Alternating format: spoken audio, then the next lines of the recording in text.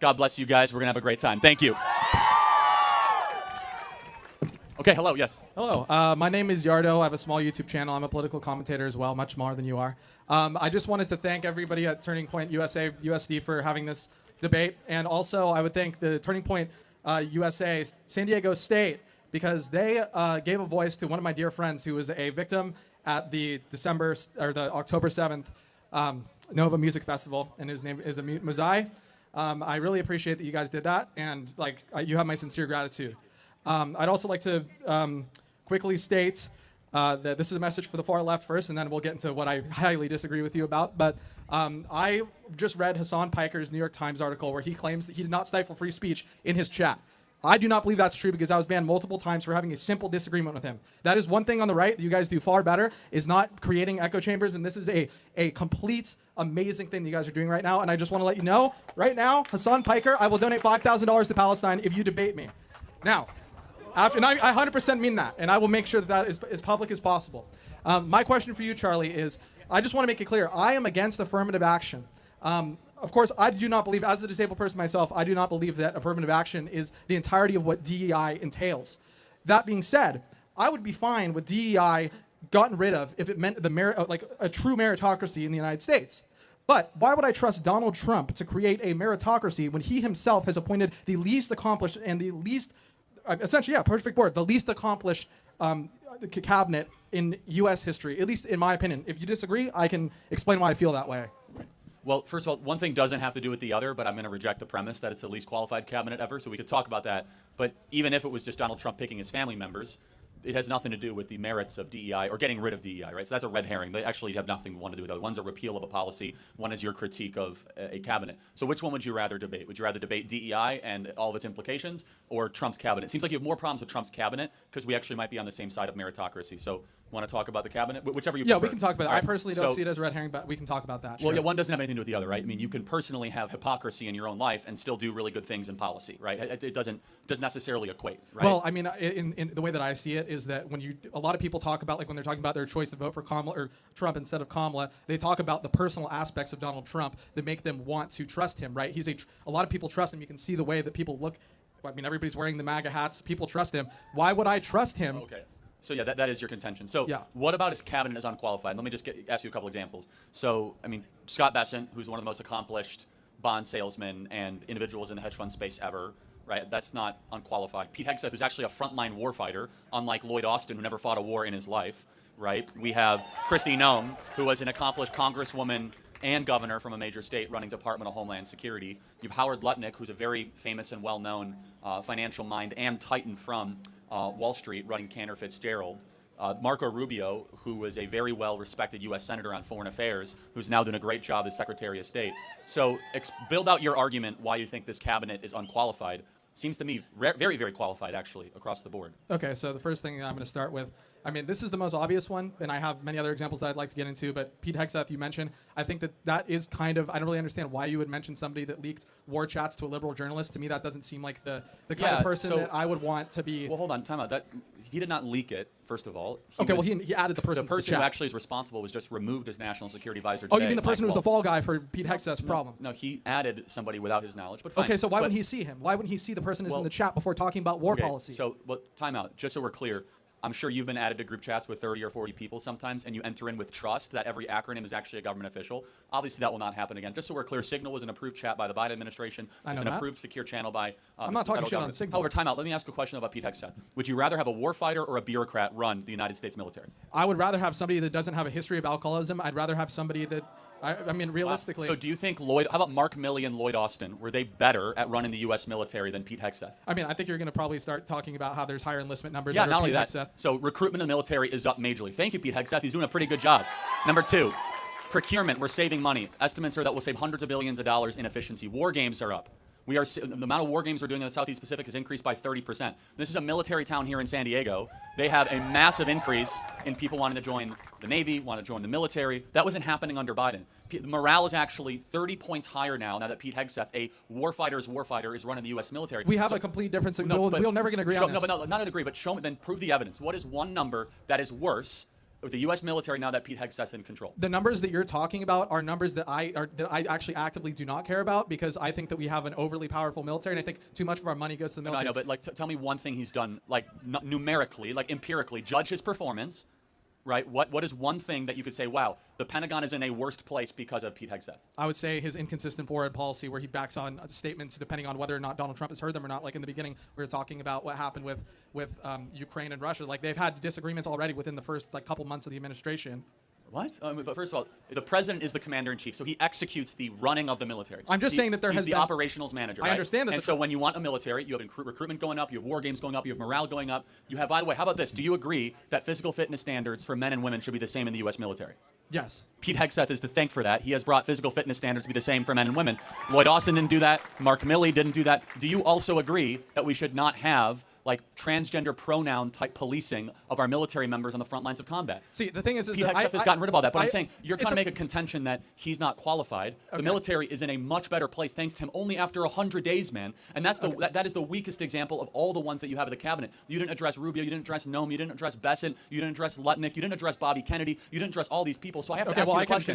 I can continue addressing people. But every one of these departments is in a substantially and empirically better place than it was. Okay, including the Department of Education that's been completely defunded, and somebody who literally. I'm so glad it's being defunded. Okay, I bet you are, but guess what? Most Americans aren't, and that's the reality. Wrong. Donald Trump. Okay, yeah, just because you have a bunch of people here saying that doesn't mean that's the reality. Let me prove it to you. Donald Trump ran on a pledge to get rid of the Department of Education. We can agree with that? No, yes or no? Yes. Yes. He won a popular vote.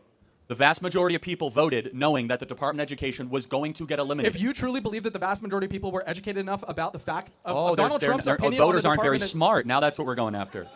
No, I'm simply just responding to what you said. What you said insult is the voters. They don't know. No, I know a lot of people that voted for Trump who had absolutely no idea that he was going to defund the. And of course, this is just an anecdote, but I know that this is the truth. Not everybody, when they vote, looks at every single little thing and every little aspect, like you and I might, of why we would vote for somebody. Like we're both political commentators. Right. Fine. And as a political commentator, then I will argue more forcefully against you, because now you're not just like a college kid searching for this. Has education in America improved or gotten worse since the Department of Education was formed? It has literally been 3 months. I have absolutely no idea. Since the Department of Education was formed in the 70s. We now have 50 years of evidence. Has American education gotten better since we've had a Department of Education, or has it gotten worse? I personally don't think that has to do with the Department of Education. Well, when you've spent over $4.5 trillion with one federal department, and we have 30 schools in Chicago where a fifth grader cannot read at grade level. We have 35 schools in Baltimore where kids cannot do math or reading at grade level. We cannot find a single school, not a single school in downtown Detroit, where by the time they graduate high school in the heavily black areas that they're proficient in reading or math. We are now like 31st in the industrialized world of education. We spend more in education than almost any other country per capita, and yet our results are worse. Maybe it's because we sent all this money to D.C. to overly centralize the way we educate, and the Department of Education has been a complete disaster. And so we can go anywhere you want with this discussion. I'm just going to say one more thing about this, and we can move on. And thank you for talking to me for this long. I really appreciate it. But you're talking about like people that are coming from poor backgrounds where education in their families is not a part of the way that they're raised. Of course, they're going to be the ones that have a lower. No, that's not correct. You see, I highly doubt it. The competing Catholic schools in the same area that do it for 2/3 less money, almost all the kids can read by the time they graduate middle school. And where does that money come from? Well, sometimes from charter schools, taxpayers, or from private donors. So take, for example, in downtown Chicago or downtown Philadelphia, the private Catholic school can educate a kid for around $12,000 a year.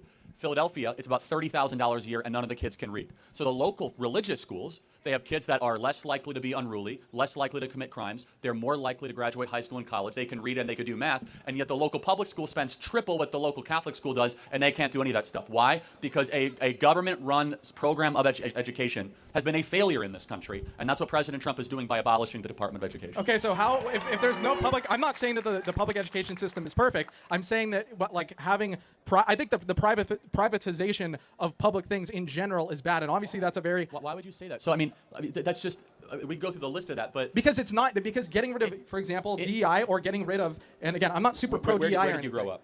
I grew up in California. I'll put it that way. I'll try to apply it to yours. Okay, I grew up in one of the most expensive towns in California. Okay, Montecito? I don't know, I'm guessing. Yeah, no, something like that. I don't want to talk because I'm a political commentator. I'm not saying my name, but I will tell you that seeing that we had three 82-inch TVs in my school for a public school when other kids in Compton had absolutely nothing, and I know a big part of that is because... why is that? It's property taxes, right? And so, yes, however, let's just get down to the core of it, which is that in San Diego, are the private schools or the public schools more desirable? It's kind of complicated because we have charter schools that are public. Like we have like High Tech High. We have people pay money to go to private school, right? For a reason. So what is our perspective? The money should follow the child. You should have school choice. You should be able to go to whatever the school of your choosing, and it works super well. But the good private schools that you're talking, you talk about these ones in Chicago, cherry-picked data. When we're talking about San Diego, they cost about $40,000 a year. It's not cherry-picked data. It is cherry-picked data talking about a single example of a Catholic school that's publicly funded or funded by donors. There's hundreds of these examples. Okay, right? hundreds of these examples, but the reality is that the majority of them, you have to pay an exorbitant amount of money in order to get into them. Right. So but then what per pupil in San Diego? What do you think they charge per student in the public school? Anywhere between $25,000 to $35,000. I have no idea, and I don't think that has anything to do with the debate we're having. No, it has everything to do with it. And I'll just close with this. So there's 21 million people that work for the government in this country, 11 million education. 11 million in education. How many of the 11 million do you think are teachers? I see, you're just yes. coming up. Look, no, can you repeat your question? Because I thought we were going to continue, because we barely talked about anything I want to talk about. Well, no, I mean, we did freewheeling. That's what this is, right? So there's 11 million people that work in education in America. How many would you guess are teachers? I'm assuming that it's very bloated, and I'm just going to guess that 2 million are teachers. Yeah, it's about 2 to 3. It's like 3.5 to 4 million. So that means that 7 million people that work in education are unnecessary administrators and paper pushers. And why is that important? Because we've not been funding teachers or education the last 30 years. We've been funding unnecessarily bureaucracy in our education the last 30 or 40 years. And President Trump goes to abolish it. Thank you for your time. I got to get to the next question. Thank you.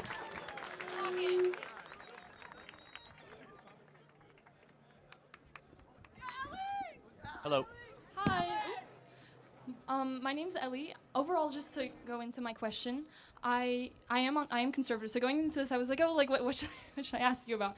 I think overall, I was going through different policies, and in general, I agree. Ultimately, I think the topic of my question is how to approach politics in school and in general with this function. I've found that a lot of times, when I talk to people who are on the other side of me, they are surprised to find out what I think, and my ideas are not that crazy. It's like, when you actually get into the meat of it, it's like, oh, actually, maybe it does make sense. And so I think it's really valuable to start giving these ideas to the world. And so this is one of these options, but I guess my question is this the best way? Because when I hear, like, for example, on Reddit, they're like, don't approach him, don't do this, he's just doing that, he's doing this, he's doing that, he's using all these tactics. And so I wonder if you've considered, not to say that this is a bad way to go about it, but if there's maybe a slightly better way, because I think what you're saying has a lot of value in this world, but it's like in this school specifically, it is thought of as evil and is like not like a valid way to think. That's a UC San Diego problem, not a Charlie Kirk problem, right? No, and it's not, and it's not to say it's a problem of you. No. And I mean, like, and I read there was some op-ed journalist where they said, ignore Charlie, ignore him. But what they're saying is that they are not either smart enough or they're not intellectually mature enough to have a discussion with a conservative on any issue. I have literally almost no notes. I have like a couple charts to show you if the topics come up. You guys can use AI, you guys can use Grok, you can do whatever you want. You could bring a professor, you could bring 5 of your top libs together. Debate me, right? Yeah. Other side? Okay, yeah. Thank you. And you guys can debate me at any time. I fail to understand why, well, actually, I know the reason. Speech is not a left-wing value. And they do not believe in freedom of speech. They believe in totalitarian control. There are exceptions to that. So if they have a problem, I think this is one of the best ways, not the best way. I literally could not be more open to disagreement. I say if you disagree, you go to the front of the line. Yeah. And, I mean, how often do you as conservatives get a chance to challenge liberals on campus, right, and being welcomed, ever? Oh, absolutely, almost never. Definitely because not in speech class. is not a left-wing value. No, but to say that, I mean, with all of that being said, it is very true. But ultimately, what happens here is I see a lot of, like, the ideas just being, like, bubbled against. And so, like, when I talk to my friends, their ideas aren't changed from these conversations. And so I wonder if there's just, like, a... You would be surprised. Sorry to interrupt. Mm-hmm. What happens here gets seen hundreds of millions of times on social media. Absolutely, yes. The crowds are growing. And so, look, some people are going to remain closed-minded. They're not going to, have their horizons open. But that's on them, right? They have to actually want to pursue the truth and not just have their own worldview confirmed. And then I guess that's where I disagree, because I think fundamentally there is truth within anything, and I believe that maybe I would ask you, like, to see that, like, you have a big role in this. You have a big fan base and a big media base that you are making incredible change, and to take it just one step further would be really trying to push the narrative against this being, like, a place where people are just, like, debating. It's more than that. What would you like to see? I guess maybe it's more of a question. I guess, I don't know, moving forward, like, trying to maybe to see that, like, instead of using these really fast tactics and to really, like, try to bring it down, not to say someone is, not to say that they're, no. I disagree with all that. That's fine. Yeah. I mean, you're thinking way too much about libs on Reddit I care about normal people, so. No, yeah. no, but the. I mean, you did bring up Reddit. I'm sorry. You're like. No, I guess that's true. No, and I guess so maybe. these people are not well socially adjusted, right? I talk to the 90% of the American people that actually want to make something in their life and have kids and. No, and I couldn't agree more with that stance. I guess maybe stepping away from Reddit, it's to me the people on this campus. This is a school I go to, and almost everyone I'm surrounded with has a completely different view from me, and Well, not everybody. No, and this is the people here, to find them, it feels like you're sifting through a needle in a haystack. You want a hat? Sure. All right, thank you very much. Thank you. Thank you. Next question. Disagreements, come to the front of the line. Yes.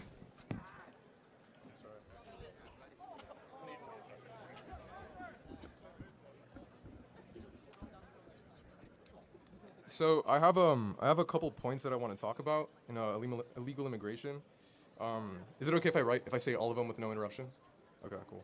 So first, illegal immigrants power our economy. They're 50% of U.S. farm workers, harvesting the food on our tables, and fill 70% of construction jobs in states like Texas. They pay $13 billion annually in taxes, including $2 billion to Social Security that they can't claim. Deporting them would slash agriculture output by $60 billion and raise food prices by 6%. Why gut our farms and wallets when these workers fuel our prosperity? That's my first point. Second point.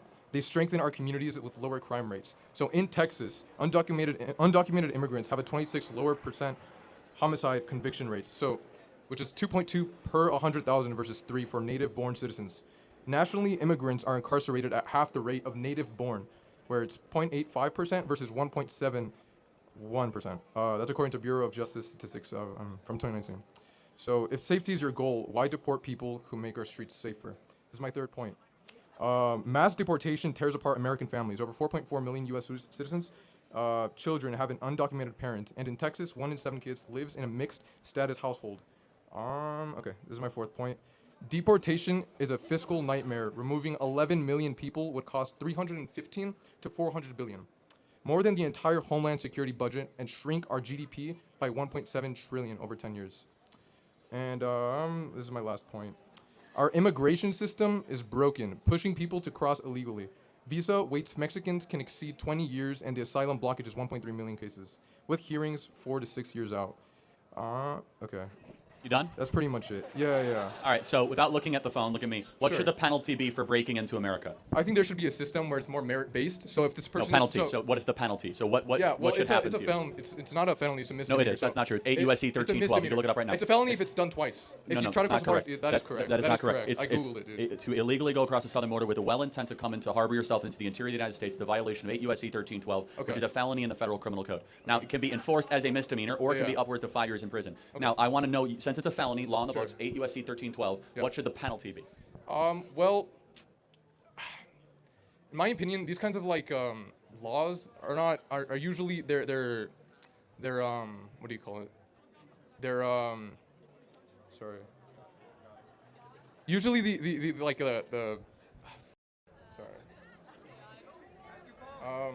Wait, sorry. Can I check my phone real quick? I apologize. Can you repeat the question? Sorry. What should the penalty be Okay. for someone that breaks or comes into America illegally? What should the penalty be? I think there should be a merit system where the people... Okay, That's the not penalty... answer. All right, That's the penalty. not the answer. It's a very simple moral and legal question. Okay, what sure. should the penalty be if you come into America illegally? Okay, so since it's a misdemeanor, not a felony, misdemeanors I are... just told you it's not 8. You can look up on your chat true. GPT what is Yeah, 8 yeah. USC. Look up what is 8 USC 1312. No, I know. I've already looked it up. Yes, When it's your second time crossing the border illegally, then it becomes a felony. It can be, and it is enforced as a felony, and it usually is done as a misdemeanor citation because no one has the stones to do 20 million felony applications. Okay. So I just want to ask, Yeah. what should the penalty be then for someone that comes into this country illegally? Usually there's 3 ways that go about this when there's a penalty. There's either like a fine, or there's some kind of public service that this person does, or you send them back. Send them back. I agree. That's what we should do. Okay. So this is interesting. So one of the statistics that I read said that illegal immigrants don't cause as much they don't break the law as often as people who are native born. Well, hold on, that is statistic. But time out. But every single one of them are criminals. They're all criminals. Okay, sure. By law. Well, hold by on. law. No, No, by law. Of course. Of course. So if they commit less crime and they're all criminals, Wait a Okay, second. so By you're basing definition, it- they all have broken the law by being here, and they break Okay. the law every day by staying here because you're Okay. actually not allowed to stay here either. Do you know that? So Yeah, every yeah. day you're here, you're actually continually breaking the law. You can't break in or harbor. That's what the federal law says. Okay. So by breaking in, it's not just the only law they broke. Every second you remain here, you're also Yeah. breaking the law. So that statistic is invalidated by just them breathing here. They're breaking the law. No, of course not. Of course not. So, of course, it makes sense for them when they're here. They're breaking the law because they're illegal immigrants, obviously. But once they're okay, yeah, of course. So once they're here, once they are here, what kind of harm are they actually doing? When you look at the numbers, statistically, lot. No, that's not true. Okay, so Black look, wages have in gone Texas, down. Okay, in Texas, DUIs have gone up dramatically. Try not to interrupt, bro. Well, Okay, hold so on. I'm interjecting, and I let you go uninterrupted with your whole soliloquy, true, yeah, right? thank So, so let me ask you a question now. Okay. So, if it is correct Yep. that illegal aliens commit less crimes, which of course it's not correct. that is correct. Look No, it up. In but Texas, they made a study in 2019. 26% are lower. any crime? It's just not correct. But I'm not That going to is debate that. correct. I just proved it at its face because they commit a crime by being here every day. That is a crime. Okay, once they are here, what kind of crimes are they committing? Which is Okay. Well, they're okay. 26%. Do you know the name less. Laken Riley? No, educate me. Oh, you don't. No. Do you know? Wow. Do you know the name Rachel Morin? No, I don't. Wow.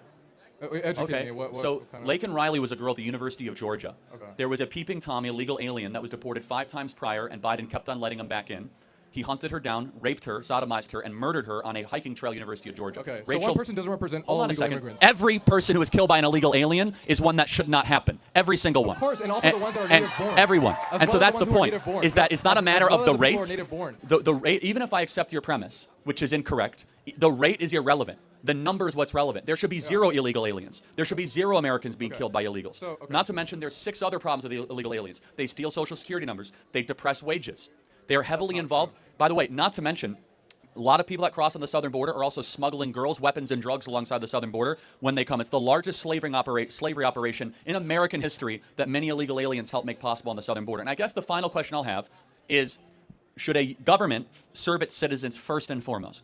Yeah, of course. Well, okay, there's been many people who are like very political leaders who have said that this place is built off of immigrants. Oh, is it? Wait, hold on. Let's think about that. Sure. First of all, it's legal, not illegal. But was America founded by immigrants or settlers? Settlers. That's not an immigrant. Yeah. Okay. An Well, that's not my immigrant is- point. My point is You that just people brought who- up the nation built by immigrants. Yeah, We're because actually people, not. because the political leaders have said that this place is built Yeah, and they're from wrong. immigrants. I They're mean, wrong. Political yes. leaders are wrong. George W. Yes. Bush is wrong. All these political leaders who have built yes. America. By the way, wrong. the first person to say that was How is that wrong? When illegal on, 'cause immigrants they grow the economy. Okay, Statistically, allow me studies. allow me to build it out for you. Sure. Immigrants have helped at times in American history, but we are first and foremost a nation founded by settlers. Immigrants come to a country already built. Settlers come to a barren place and build something new. Right. This land was barren when people came.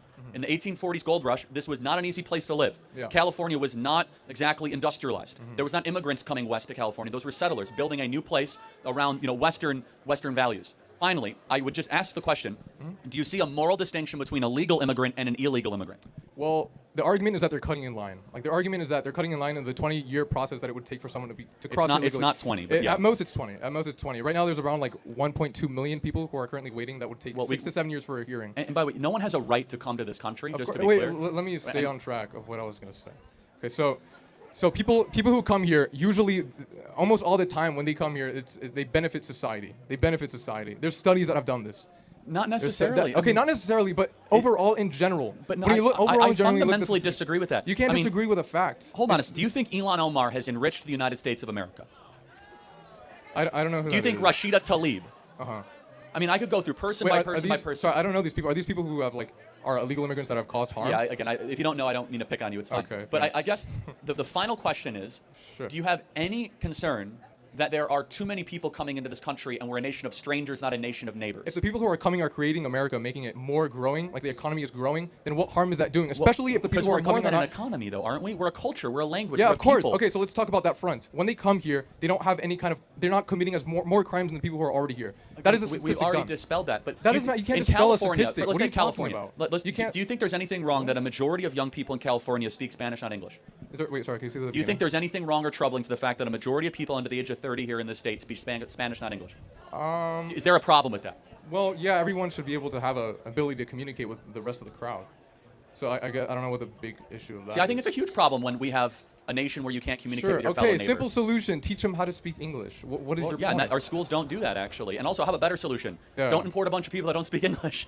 You mean importing people who actually grow the economy? Well, who again, don't reject. I What? reject your premise. And we That's are more not a than, premise. That's a study that's been done. Do you know what a talking premise is? about? I don't actually care as much about economic growth because You we're don't one care nation about- you under don't care about we're one economic nation under growth. GDP. We're not one nation under GDP. We're a nation under God. Yeah. And when we lose social cohesion, and you import a bunch of people that don't share our values, that don't necessarily always assimilate, that's a major and serious problem. And we are a people first and foremost with a creed, and that creed is falling apart. Mass migration has not helped that creed. Yes, they might buy more trinkets. They might help depress wages. Mass migration, of course, can Right, help. all them- good things, all great hold things on. for America They, that well, needs. they help major corporations, but you know what they also do? They keep down the wages of working people. If you are a plumber, yes, of course. If you think about it, if you're a plumber, electrician, or a welder, and you have to compete against someone from Nicaragua who's willing to do it for $5 less an hour, Yeah. that depresses the wages of the American citizen. Right. Yeah. So there's been studies that done that also like counteract that. Illegal immigrants. Well, let's only use our reason. Illegal, no, Hold on, let's no, use let's our look at our reason. studies. Let's how use about, our how about reason. statistics? How about our reason? So we've had mass migration for 20 years. Have wages gone up? I don't know. No, they haven't actually. So okay. forget your studies. For 10 years Forget we've your had studies. for 10 years we've had 30 million people coming to America. Wages Yeah. have gone down dramatically. Yeah. Maybe there's a reason why. Okay. Okay. So what I encourage you to do, just because there's a study that confirms, you should use your reason and look actually at self-evident truths. Be like, huh, does that make sense? Can you name a Statistics are self-evident. Well, not truths. always. Statistics are Not very always? misleading. Yes. Like, for example, I could say, did you know that 600 people a year die because of seatbelts? Well, that's a misleading statistic because over 100,000 lives are saved by seatbelts. That's an incomplete statistic. Wait, okay, so where's the so that's a gray area. So where's the gray area where people are talking about where 26% of illegal immigrants who come here commit less crimes than native born? Okay, we have how many times have we been over this? That's just not correct. Well, It's that not is true. correct. That is correct. Every single crime. It doesn't this matter about is a the study rate. that was done in Texas, the most diverse, Again. second most diverse state. Every crime an illegal commits is one that should never have happened. It Okay. is a Yeah, period. of course, They of should course. not be here. So I I don't agree. care about the rate. The rate is irrelevant. So let me just ask one final The rate question. is relevant. Someone broke into the country and cut in line. What should happen to them? Well, they're given. Ideally, there's a system. Ideally, there's a system that's merit-based where these people then become part of the citizen. Like they become a legal citizen. Yeah, I mean, we have clarity but not agreement. I say deport them all back to their country of I don't origin think and that's put not Americans that's first. That's not an appropriate solution. When Well, the no. American people voted for it, and it Most is people, appropriate. it isn't appropriate because most of the people that do come here illegally contribute positively to Again, society. they- Not again, they are- dude. Statistically, I have everything been backs through- this. You're not Everything listening to backs anything I'm saying, and that's fine. They take jobs from Americans. They depress wages. They steal Social Security numbers. They commit a crime every single day that they're here. They flood our public schools. They flood our social services. They flood our hospitals. They are a burden on the taxpayer. They should go back and make their own country great again and apply and become a legal immigrant if they want to live here. Thank you very much. Thank you. Next question, yeah. Hi. Wow, that's aggressive. All right, Okay, jeez. perfect. Get that guy a Valium or something. It's Xanax. Jeez. We good? All right. Good morning. So I am conservative, but there is one thing that I did want to debate you on. So you say that college is a scam and that so many students go hundreds of thousands in debt and useless degrees. I completely agree with that. My question is, why is it on the institutions and colleges and not on the students? Since we as conservatives always focus on personal responsibility. When a quick That's a Google great search. question. Yeah, it should also be on the students as well. All right. Is there any thing about the universities and the universities should be doing then, since it is a capitalist society and they are trying to get profits? Yeah, I think that, I mean, I don't know what the endowment is here, but I think that the endowment should be used to help repay kids' student loans that they scammed. I think the fact that Harvard is sitting on $55 billion, I think that we should take the endowment money from places like Harvard, Princeton, and Yale and help kids pay off their student loans because they've been so severely scammed by the system. And what can students do? I mean, there's Google, there's tons of things that I think personal responsibility is a huge issue that a lot of students that I know are blaming it on the universities when they pick degrees that don't have much money or job opportunity or things like that. What should students be doing? Say that again? Sorry. What should students be doing since it is a personal responsibility? And a lot of students are blaming the universities and colleges for tricking them when a quick Google search would suffice. Yeah, it's hard to say. I mean, again, that's why I don't think as many people should be going to college. And so, yeah. All right, thank you. I'll sign your hat. Thank you. Yep. All right, disagreements, you guys can come up. Yep.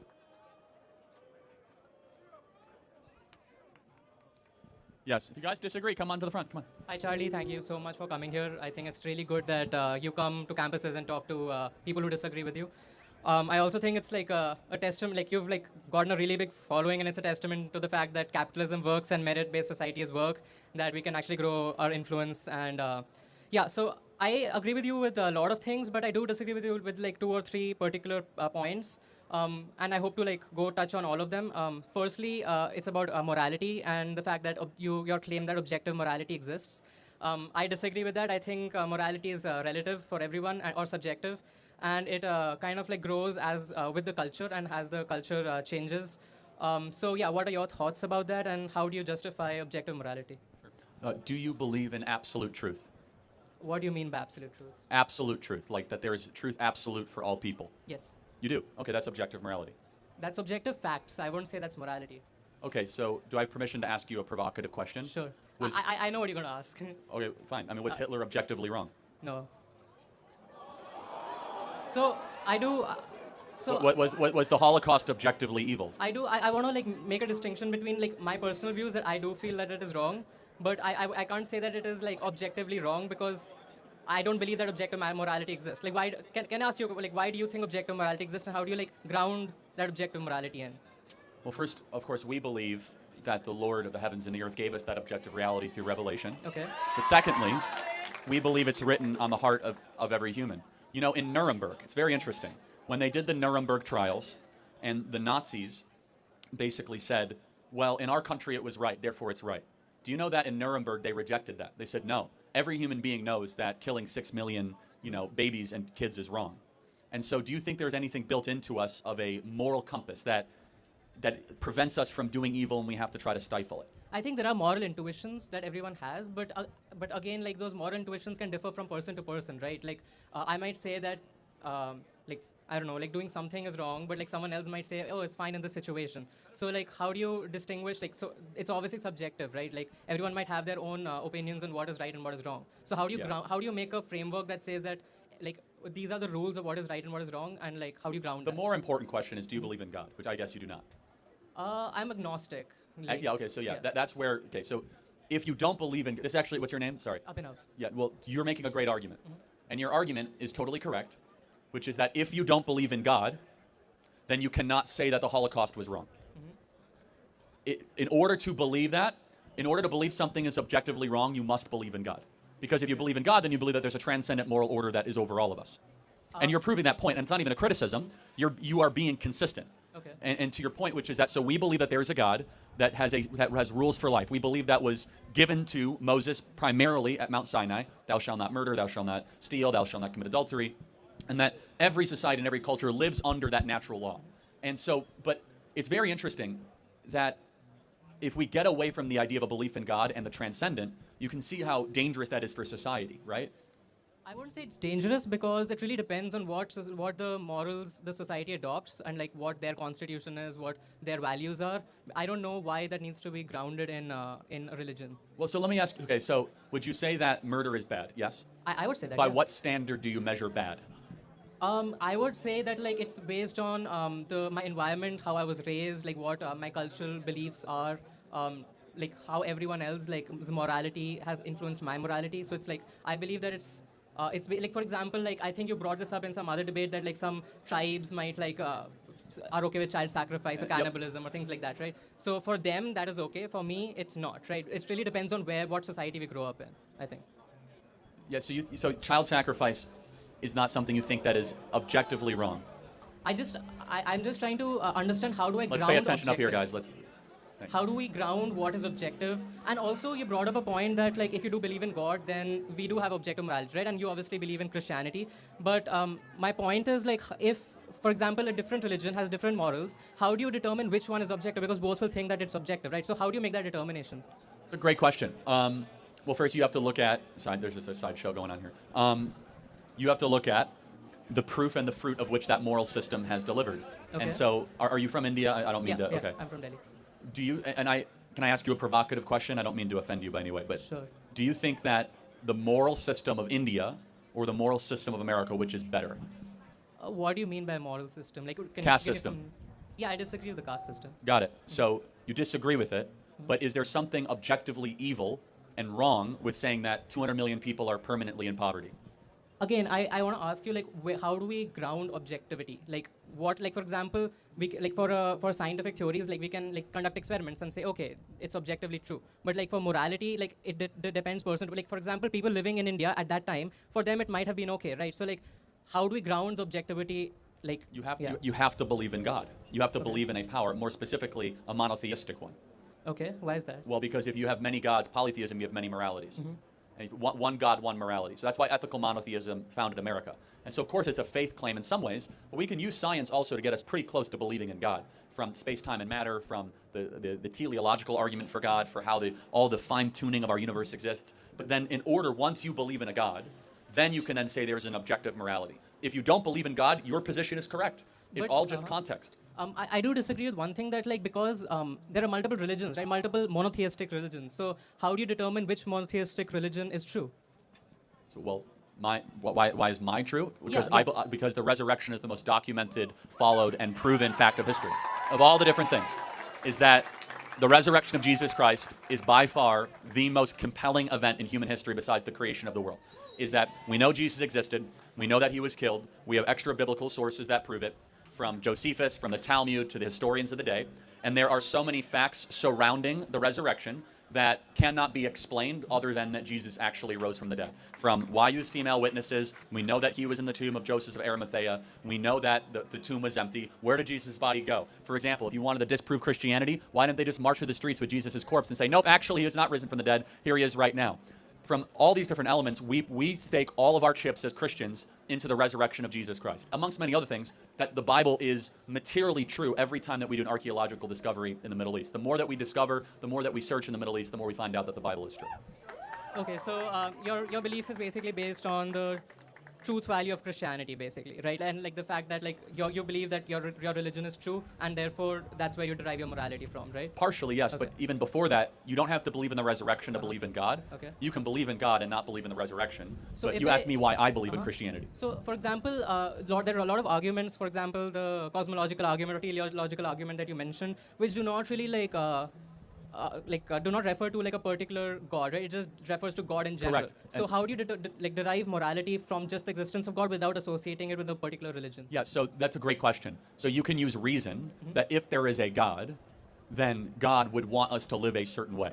And which way is best, which way is most efficacious. This is not my argument for it, but this would be a more deistic morality that some of the founding fathers had. That if there is a God, well then he probably wouldn't want us to screw up this place too much. He wouldn't want us to hurt each other, right? You can use your reason to get to that. Does that make sense? Yeah. And it's not a perfect fit. The Christian answer is a far better one, right? And a lot of what we consider to be correct moral thinking is rooted from a belief in objective morality.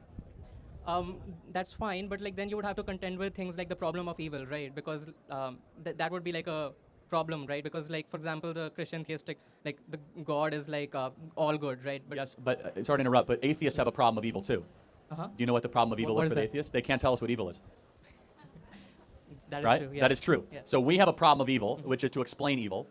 We struggle with that. Atheists have a problem with evil, which is they can't tell us what is evil or good. But that's because they don't believe in objective. Exactly. So, but that's a bigger problem. So they can't even use the problem of evil against us because by what definition do they consider something evil? They can use a problem of suffering Yeah. because suffering is objectively measured, right? Pain or struggle. So yeah, I mean, look, the problem of evil, I don't have a great answer. I'm not going to give an answer that no one's ever given. Evil, actually, you could argue, is an absence of a good thing. Evil itself does not necessarily exist. It's just the absence of good, the same way that dark is the absence of life. But look, we as Christians, we have a couple things that are very hard to answer, right? Problem of evil and like why kids die. I mean, amongst many other things, right? Atheists have to explain everything else. They have to explain why we're here, how the earth was created, love, mercy, justice, forgiveness, everlasting life. And so we do have an answer in the Christian faith that God uses all things for good for those who loves him. God works in mysterious ways is the old thing that we say.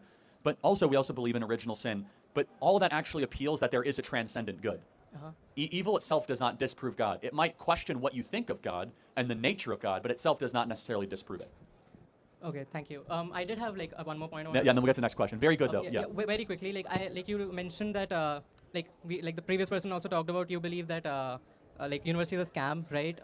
I just wanted to like ask you specifically like what aspects do you think are a scam? Like do you think all majors are a scam, all universities are a scam? Not necessarily, but I Okay. mean, half the kids in this audience, if they get a job, they'll end up getting a job that does not require a college degree.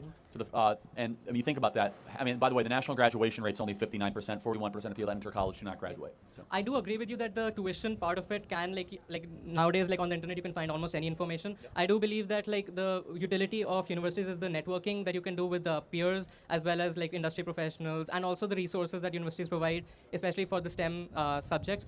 And I wanted to ask you, like, since you Really quick. Yep. yeah, last question. Last question. I wanted to ask you, like, since you did not like go to university and like you built this entire big organization yourself, how did you tackle those networking challenges and like how did you like step by step build up to this? Phenomenal question. You find somebody you want to go meet and you go find them. You don't need to go to college to meet important people. You literally can be like, okay, what do I want to do? Who's the best person in my local area? Find out what charities are involved. Call their office. Show up at their office. You'd be amazed at how many people are willing to work with you and meet you, but you don't need to necessarily go to college to be able to do that networking opportunity. Thank you so much. Very good. Do you want a hat? Okay, thank you. Excellent questions. Very thoughtful, my friend. Thank you. That's how it should be. Give it up for him. That was really good, everybody.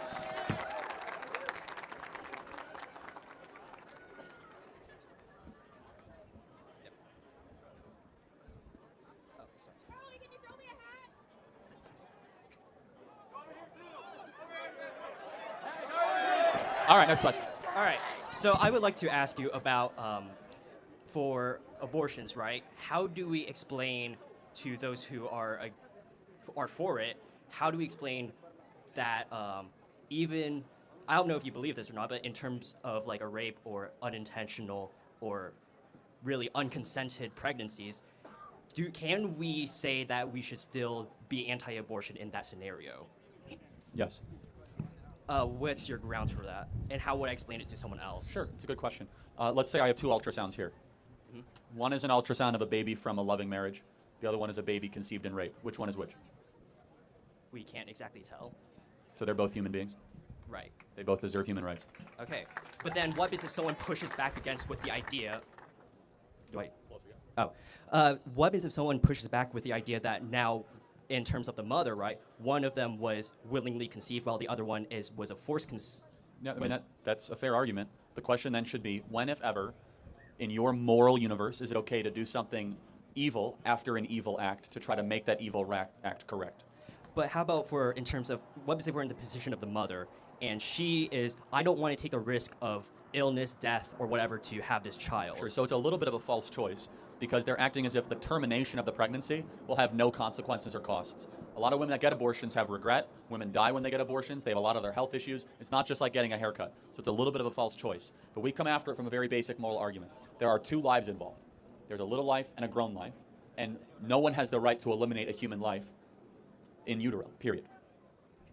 So then, at that point, now we're forcing someone to do something that they never consented to, never wanted to do. How isn't this violating their human autonomy? Well, again, but eliminating the human being would also violate the baby's autonomy too, wouldn't it? Well, then we would have to ask, right? Maybe in future years we will have the technology to be able to extract a fetus and grow a fetus outside of the uterus, but given our state of medicine right now, we do not have that. Sure. I mean, but again, no one is delighting or rejoicing in these circumstances. I mean, it's a terrible situation. I want to reiterate that.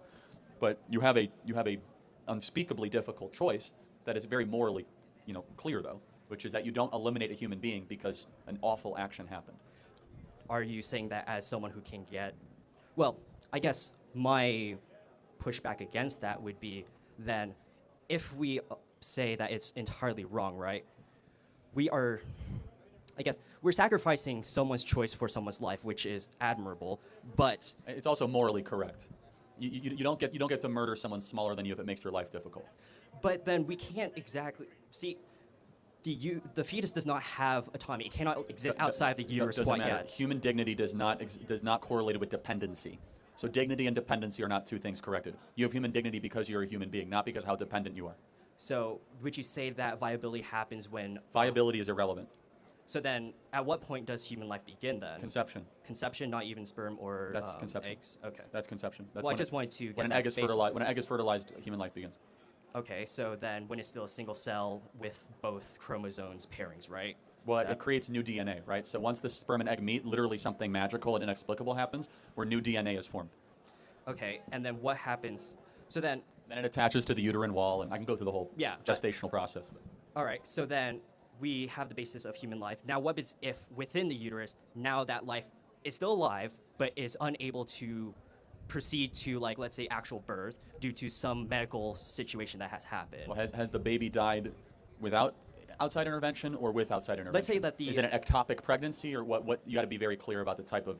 the amniotic sac has Yeah, that's ruptured. an ectopic pregnancy, right? So yeah, you can remove the baby from that situation without aborting it. The baby will die outside of the womb, but you Right. do not have to abort it. So those are two different things. The removal of a baby is what's called the cesarean section. You can do that very early on. Now, ectopic pregnancy is very real. It's very terrible, but you could solve an ectopic pregnancy outside of having an abortion. But okay, so then what creates an abortion? Is it the heartbeat, the removal of the fetus? What exactly Well, is so that? I don't want to go too deep in this. Do you know what happens in an abortion? I mean, maybe you don't. They literally will break the back of the baby's skull, right? They will insert to the back a syringe of cyanide poisoning until the baby no longer. I mean, this is one of the most gruesome things. Everyone who's pro-choice, in my opinion, has a moral obligation to watch a video of an abortion just to know kind of what you're supporting. It's so beyond inexplicable. But yeah, look, really quick, what's the final question on this? Because I want to keep moving. Oh, sure. So you didn't really finish the question of when can we do that procedure, right? If there's still a heartbeat, I don't think we should ever do that procedure. what happens if like now the mother's life is going to die in like the Well, next it depe- 15 it depe- minutes, but the baby is still having a heartbeat? It What de- do we do it at that depends point? on, again, I don't want to speak to every specific. Some OBGYNs say abortion is never medically necessary. I'm not a professional enough to say that. But it depends how far advanced the woman is. If she's past 22 weeks, have a cesarean section. Try to have the baby live in NICU. So there are situations where abortions are okay, right?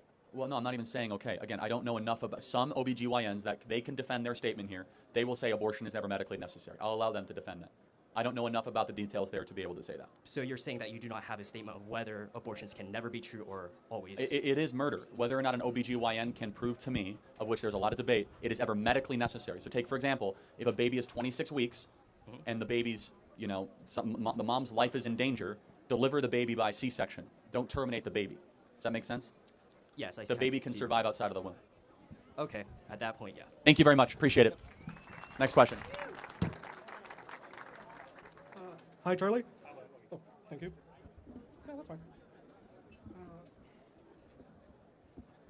Good to go. Thank you.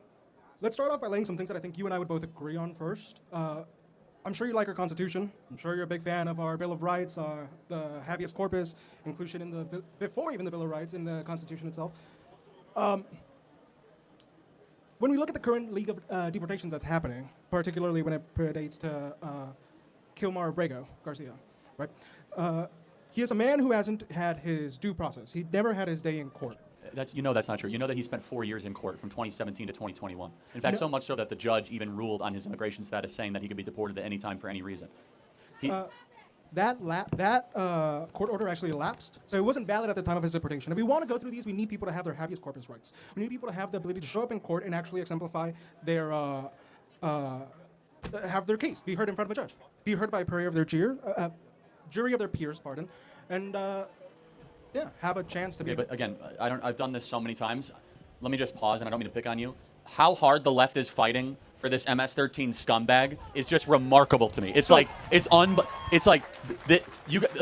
not trying to pick on you. Let me let me make a broad He could be the statement. worst person in the world. He could be an But absolute scumbag. is he a trash U.S. bag. citizen? No, Oh, that actually changes things. it does absolutely. And so but it's- it does not change.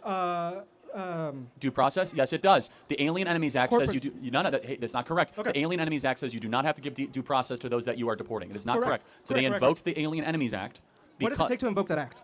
A signature from the President of the United States to say that you are being invaded by a foreign power or assisted by a certain force on enemy ground. Correct. He was part of MS-13, which is a paramilitary arm of the Venezuelan government.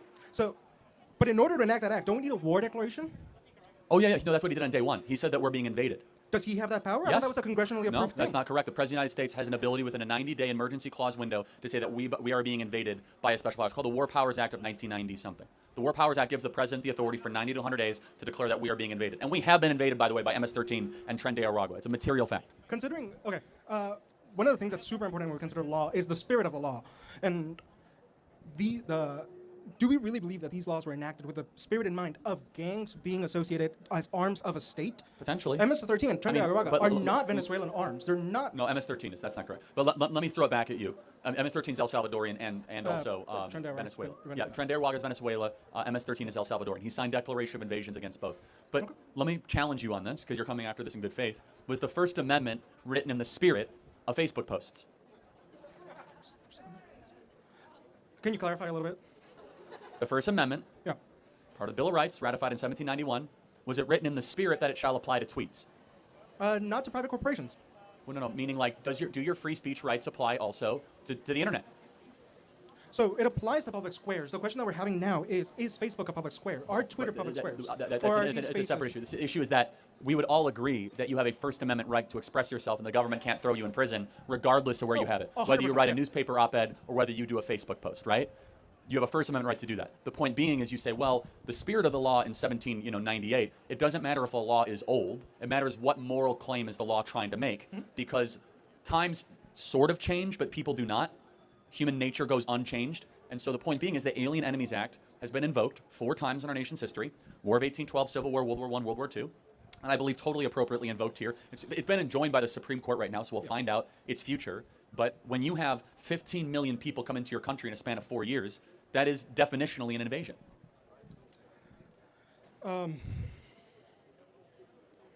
guess an invasion requires a certain commitment from a state, right? It's a big difference between an invasion and an immigration wave is whether there's a state operating. Or a force. The cartels, man. The cartels operate like a state. The cartels are the reason that a lot of these people are able to make it up to the border. They pay money to the cartels. The cartels are using drones. They're using speedboats. They're using helicopters. The cartels act like a government. In fact, the cartels run the Mexican government. The Sinaloa drug cartel is more powerful than the Mexican government. I would agree with labeling these terrorist organizations. I think they have the funding, they operate, they have such. But there's a key distinction between a government entity and a terrorist organization. Hold on a second. We declared war on Al-Qaeda. Yeah. What government was Al-Qaeda? We can declare war on terrorist organizations. No, I know. That's what I'm saying. So if we signed the Alien Enemies Act against Al-Qaeda, it would have been perfectly fair and appropriate, obviously. And Al-Qaeda is not a government. What I'm saying, though, is that the cartels, the MS-13 and Tren de Aragua, they are being supported by governments. They're harbored in governments. The Alien Enemies Act, of course, applies to them. These are enemies here on the mainland of America doing harm. And Kilmar Abrego Garcia is a member of MS-13. He was a wife beater, a child abuser, here illegally. He had a deportation notice on his head. And now he's back in his country of El Salvador, and we should be happy that he's home. So I can grant you that he might be all these things. It does not mean that he doesn't get a day in court. But as a non-U.S. citizen, though, the Alien Enemies Act allow us to expeditiously remove him. It's just the way it works. I mean, no, you're right. But now that's not the case. We can argue whether that was a correct invocation. Right? That's irrelevant. The Supreme Court has now said no more, so there will be no more. But in that specific case, nothing was done illegally. The only argument you might have is that the judge says you could deport him anywhere except El Salvador. So we probably should have just deported him to, I don't know, the Congo, and everyone would have been happier. Hilariously, they said, oh, he's in a foreign jail. No, he's not in a foreign jail. He's an El Salvadorian in his own country. He's not an American. If he would have went to Gitmo, that would have been a foreign jail. Yeah. Okay. And then, let's see. Thank you. I think that's it for me. Yeah. Thank you very much. Could I ask you for a red hat? Yes, absolutely. Thank you. Yep. Thanks. Great question.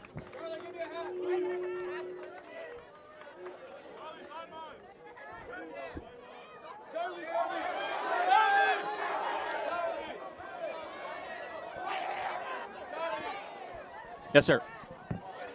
All right. Hi, Charlie. My name's Gabriel, and I'm a senior in high school. And I want to tell you this. I don't know much about this topic, so I'm here more to learn, but I also want to provide a point of view. So I wanted to speak about Trump's tariff policy. So since January 2025, Trump has had one of the worst presidential terms concerning the economy.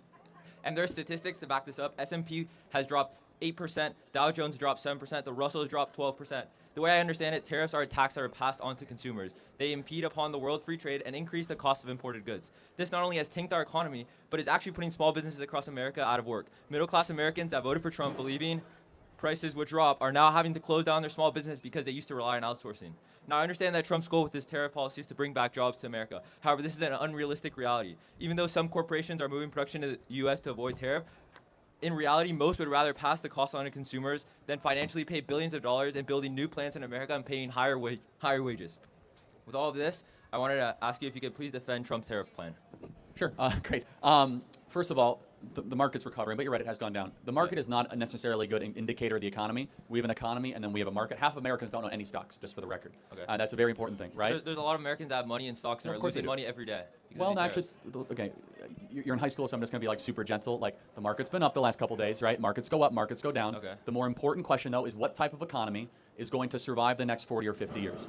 When we do not make our own vitamin C, we don't make our own antibiotics, we don't make our own drone parts, and it's all made in China, we should try to re-domicile it. It's tempting to blame this all on tariffs, but there's actually no tariffs that are in place right now. You know that, right? There's still a 10% baseline tariff, and even though there's a 90-day pause, they're going to come back. That's the reality. You know that better than I do, right? Yeah. Well, I know that. That's a fact. Oh, yeah, sure. Okay, there's a 90-day pause on tariffs. So again, I'm trying to be super, you're in high school, it's fine. Trump's talking to South Korea and Japan and Vietnam. Okay. We're going to get massive deals with India, and we're going to fix the trade imbalances. And here's the core of it. Can we at least agree that Trump ran on the idea of tariffs? He did. And people voted for it. Yes. Should elected leaders do what people vote for them to do? Yes, but Okay. but I agree that he's doing what he said he would do. What I'm asking you is, how can you defend what he's doing? Because Oh, I what mean- would you say to the middle class American that has a small business that now has to shut down their business because they used to outsource to China and now they can't pay due to the high tariffs? That's my question. They were outsourcing to China? Well, even though some small businesses don't outsource, they get a lot of their production from big companies that do make their products foreign. And so now that those prices are being jacked up and small businesses are running out of customers because they're having to pass the cost on to the I see consumer. no evidence of that happening, and I believe, first of all, Well, what is the definition of a tariff? well, the tariff is a duty on an imported product. How do you avoid Yeah. a tariff? You move to the U.S. Yeah, exactly. So wait, hold on a second. Are most companies moving to the U.S.? Actually, yes. You know, there's over $6 trillion in investments announced in the last 2 weeks in Okay. the United States of America. Yeah. $6 trillion. But what happens in the U.S.? You get higher wages. Where does that cost go? Businesses aren't going to just pay that cost. They No, pass they are. that cost on to the Toyota, consumers. Honda, Stellantis, NVIDIA did a $500 billion investment. Yeah, Oracle, NVIDIA is down data like centers. 20% in the last 3 months. Right, again, so I'm going to try to be very gentle with this. Stock prices are not always a reflection of reality. That is an inflection of investors' skittishness, right? So if NVIDIA is down 20%, they might have been hyperinflated a couple months ago. Yeah. Let me just kind of close with this. Do we both agree we should make more stuff in America? I agree in certain cases, yes. Okay. I mean, yeah, I think with critical manufacturing, critical industry, we have massive trade imbalances with these countries. The president is going to actually say you have to buy more of our product, buy more of our liquefied natural gas. And I believe coupled with that small business that you talked about, they're about to receive the largest tax cut in American history. No tax on tips, no tax on overtime, no tax on Social Security, and a massive middle class tax. But if we can produce goods foreignly for less money, why are we moving it back to the U.S.? And my other point is, Because by less moving money it- is not the most important By thing. moving it back to the U.S., what are you making more factory jobs? We're moving into a Yes. time where tariffs are behind us. Factory jobs are behind us. Wrong. Soon Wrong, AI is going to take wrong, over these wrong. factory jobs. And this is where you're totally wrong, man. We have 11 million manufacturing jobs that we need to fill in the next 5 years that don't require college degrees. Advanced manufacturing jobs, highly precise. Who's going to build all the robots? Who's going to build the drones? There's insane amount of hardware infrastructure that needs to happen. Factory jobs are not behind us. In fact, we have more hardware needs now in 2025 than we even had in 1985. So thank you for your time. Okay, Appreciate it. thank Thank you.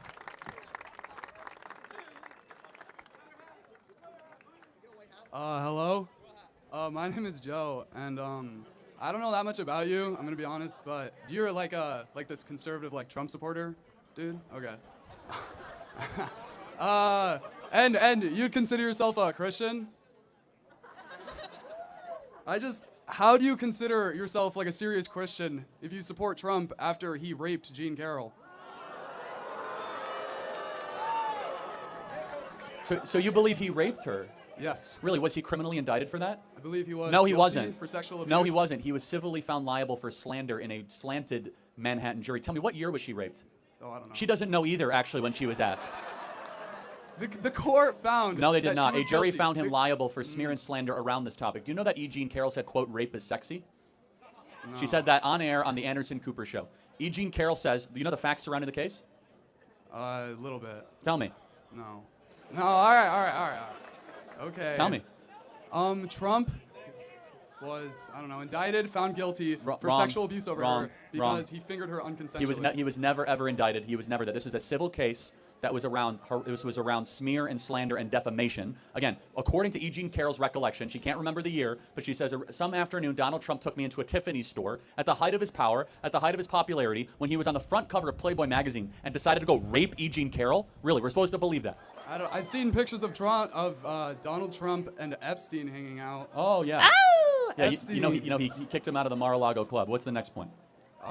Because Epstein raped kids and. Yeah. You have to kick him out if he rapes kids. Like, you can't have that Right. personal. Like, Got it. So what's the contention? I don't know. He raped kids. Trump did. raped kids? Yeah. Jean Carroll when she was 13. She wasn't 13. The accusation was when in her late 20s, not when she was 13. 13. Your typical liberal, everybody. Give it up for him. Thank you very much. The government.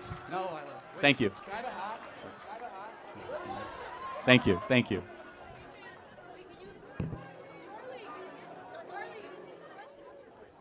Good afternoon, Charlie. Thank you. Yeah. Okay. Thank you for letting me speak. I'm studying abroad from Italy for this semester. Sorry? Yeah, from Roma. I've seen your videos online and I really respect what you are doing here. I have a question because in Europe we are facing the same problem with illegal immigration. And what are your stance on illegal families who came here many years ago and now are working and paying taxes in your country? Every person who has come here illegally must be returned to their country of origin. And I completely agree with you. I'm here to say something. I really like the speech that J.D. Vance did in Munich after the terrorist attack. Do we like J.D. Vance, everybody? Isn't J.D. great? Well, I'm not American, but I like him too. If I were American, I would have voted for him. However, in Europe, we are having a big problem with illegal immigration. People are coming, they don't respect our laws, they're raping women, stabbing. It's dangerous to go around. So I don't understand when people come here to talk to you, liberals and Democrats, saying that they want to welcome them, because you don't know who is entering in your country. Amen. And I'll tell you, we need more legal immigrants like you in this country. I'll tell you what. And it makes me upset that for me it's difficult. I'm respecting the law. I'm here if I have to be here legally. I'm going to go back to Italy because I cannot work. And it makes me upset seeing someone that comes here illegally and does whatever he wants. That's it. God bless you. You want a hat? If I can have a white one, because I already have a white one. All right. red. Make Italy great again. Okay, very good. I wish. Can I shake your hand? Thank you. Thank you very much. Hi, Charlie. I'm a senior in high school named Trevor, and I want to start off by saying thank you for coming to this beautiful city of San Diego. I just want to get your quick thoughts on two very specific topics. One being the photo of Kilmar Garcia's hand that Trump held up, and him advocating in an interview the other day with Terry Moran about it not being photoshopped in any way. I want to get your thoughts. Yeah, I on mean, that. it wasn't photoshopped. It was labeled. Right, but he didn't say that. He said that the literal letters and numbers MS-13 were on. No, they are. I mean, I have the picture here. Yeah, it's photoshopped. No, it's not. That's called labeling, not right, photoshopping. Right, I agree that he labeled it, but Trump was saying that they were on there. He kept going on and on about it for 2 minutes. I don't know the point of what you're making. The iconography, I can look it up. Right. Literally means MS-13. I completely agree that those logos were on each of his knuckles. I'm saying that the letters MS and the numbers 13 were not on there, but in the photo that Trump held up, they were, and he advocates that they were like on his hand, not that they were labels. I don't know what you're talking about, but sure. What's your next contender? Okay, and then I want to just get two things that you disagree with Trump that he's done in his current presidency. Canada should not be the 51st state. Okay.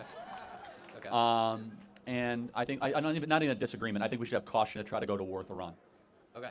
We should be very careful about bombing the Houthis and getting closer to a war with Iran. That's all I have. Thank you. Thank you very much. Yeah, Appreciate it. Thank you. You want? Yeah. Thanks. Yes. Who's up? How are we doing, Mr. Kirk? Yeah, hi. This is, I'm not going to sit here and act like I'm going to be like a debate king here. You have 10 years of experience on me. And I had a quick question, though, about on abortion, if that's okay with you. Right? So I think when we talk about abortion, I think we really get into this idea of like when we should assign personhood, right? So you clearly believe that life begins at conception, and I think it would be better if we shift that metric to a more based on sentience. And I believe that and the question I have for you is that since you believe that life begins at birth, let's say we have a person that's grown to old age and they have died and they have absolutely showing no brain activity at all. Would you believe that shooting that person, that dead person, is the equivalent of like a human life? Yeah, I mean it is a human life, but those are two totally separate things. One is no more, and the other one's not yet. Right. So not yet is different than no more. If someone's at the end of their life and there's nothing more we can do to continue their life, that is a different moral conversation than someone that has not yet been completely grown as a human as you and I. Two totally different moral circumstances, so you can't conflate the two. Right. But I think they both have the same problem where it's about the presence of consciousness, right? Then no, it's not a problem. One, the consciousness will come. One will not. Right. So they're two separate things. One has potentiality. Yeah. One does not. So you can't conflate the two right, together. But okay, let's say let me use a different analogy then. Let's say I have a blueprint to a building, right? And I have the materials for the building, and you destroy those materials. The materials of the building isn't the building in itself. Can we both agree that there's a difference between those two?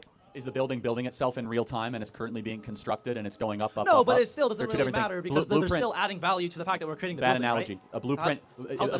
Because the blueprint not itself is not the building. Right, exactly. No, So I'm if saying, you were but to a human being's DNA is not we just agree the on that though. No, The blueprint is not the building, so there's probably different moral qualifications. No, right? they're not. I'm saying though that the baby is the building. So you're incorrect. Okay, so the building is following the blueprint. So when you're looking at like I don't know, like a fertilized egg, you're telling me a picture of this fertilized egg is the equivalent of a human life right now. No, the exact What's same the difference? Thing. The different stage of development. No. So why should stage of development give you more rights? Well, I mean, okay, you're acting like this is not something this is done in society. Like for example, we do judge based on different stages of development, like in cognitive capabilities, right? I'm not letting a fetus drive a car. A fetus can't drive. Right to life. Alcohol and whatnot. Apply the right to life to your stage of development. This is a little bit different. So I guess a different question I would have to ask you is like, I'm assuming your two qualifications here are the fact that like it can create, it's a unique cellular organism, right, that has the potential to and life, it's right? human, which And is it's human. inherently So has dignity. Okay, so I guess then this brings into question, because I know there's another scenario where this occurs, right, where fertilization of an egg occurs, and they're on track to development, correct? And this other example that I'll think of is like animals, right? I think why do we not give the same moral consideration to animals as we are to like zygotes in this Oh, because situation? animals aren't human beings. Okay, so but why is human beings? Human beings have a soul and animals do not. Have a soul. So levels. So this is my point, No, guys. soul is Soul not just is a consciousness. conscious No, experience. it's not. You are Let me prove it to engaging you. in. Wrong. This is honest though. Let me prove it Because to a you. level When of someone is consciousness- quote unquote brain Okay. dead, do you know that they still respond if someone stabs them, their norepinephrine goes up? Do you know that a woman still menstruates if she's brain dead? So consciousness is not human worth. There's something else going on beyond consciousness that exists in a being that is the soul. Okay, so now we're getting into a conversation of what the difference between the soul and consciousness is. And I No, really they're think- totally different. The soul is the something beyond consciousness is your narration to yourself, Okay. your ability to reason. There's something above reason. All of us know what that is when it kicks in. You ever hear the expression, words can't describe, I am speechless? You know why? Speech is reason. When you see Okay. a sunset that takes your breath away, when you see a newborn life that is born, you don't even have the words to express it because it transcends your I reason. agree with that. That is your soul. So I mean that's a good point. Like when we give, what you just labeled there is like when a child is given born, when they're born, we give such moral significance to that, not the fact that like they got infertilized by an egg. I don't want to celebrate. I want to sort of like I'd rather celebrate my birthday rather than like the day my parents had sex. It's kind of a little weird situation. You know what I mean? Like if life begins at conception. Well, it's called your birthday for a reason, Right, but 'cause you I'm born, are a right? living You know, being, not. It seems that like society you kind were of 9 months prior. gravitates to this idea of like an actual human being existing that gives moral that's- value, right? One is your entrance to the world. The other one Right. is the actual creation of your being. Two different Right. things. Your birthday is when you enter the world. Right, For right. example, your birthday could be at 28 weeks, not 36 Okay. weeks. So everybody has a different day when you exit the womb, but it's Okay. not when your worth begins. That's not when your value begins. That's simply when you exit the womb. Right. So I have a good question. I really want to get back to this idea of like you give more moral value to the level of the fact that like that humans that are developed have a soul in comparison to like a zygote that, or actually no, animals. or a animals, coyote. Okay, so is that not the same comparison to like a zygote to a developed human being in the sense that we are a higher functioning conscious being in comparison to like this other thing that we can just actively kill whenever Doesn't we want? matter. I Why mean, does can it you not matter, actively though? kill a 1-year-old? Doesn't have as much acuity as you do or consciousness. Right, yeah, but like I mean, Can you? Can you kill a 1-year-old? That's the same thing because like this is Of like, course going back it's the to same my thing. like What's the idea of difference in a sentience, 1-year-old right? and a 1-day-old zygote? What's the moral difference? The level of consciousness. Oh, right? so one's bigger, one's more developed, one's older. lots more The developed, consciousness no, is completely sure, irrelevant. sure. Because How is it just so you know that relevant? a 1-day-old out of the womb doesn't have a lot of consciousness at all. Okay, sure, It that's can't fine. speak. It can't really. It's kind Right. of like disembobulated. But that's- you don't get less rights for that. I agree. I mean, like, well, to a certain degree, I agree with that. But like, there is a meaningful difference between a fertilized egg and a conscious is human it? being. One is less conscious than the other. Oh no, one has more skills. But like, what's the innate moral difference? And prove it to me. Because it seems like we restrict rights and we do actually change rights based on development and consciousness. No, and about life. experience, So right? like a 4-year-old. Right. What is the innate moral difference of a 4-year-old and a zygote? One is more conscious. Okay, got it. So I think that's irrelevant. I think they're both human beings deserving of protection. Consciousness alone is not a marker of dignity. Okay, but so then what is your marker of dignity? Is Being that a human being. Being a human being. So is your argument a little bit circular though? There, it's just like it's No, just it's because we deserve rights because we're human being. Yeah, of course. I mean, it's self-evident. We are human beings with a soul, therefore we have rights. So we deserve rights because we're human beings because we're human beings. So like, how am I supposed to win against this argument? Here? You can't.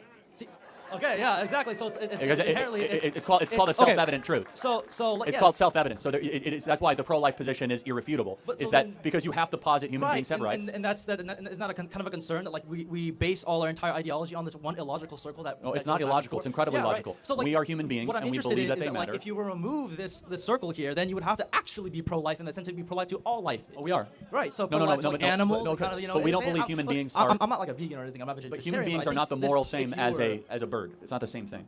For multiple reasons, because a human being has characteristics and qualities, and most importantly, we believe as Christians, human beings have a soul that a bird does not have. Okay, so characteristics and qualities. And only, like, let me interrupt one more. The Sorry, West, no whether problem. you agree or not, sorry to interrupt, we believe the human being is the only thing made in the image of the Creator, Imago Dei. Okay.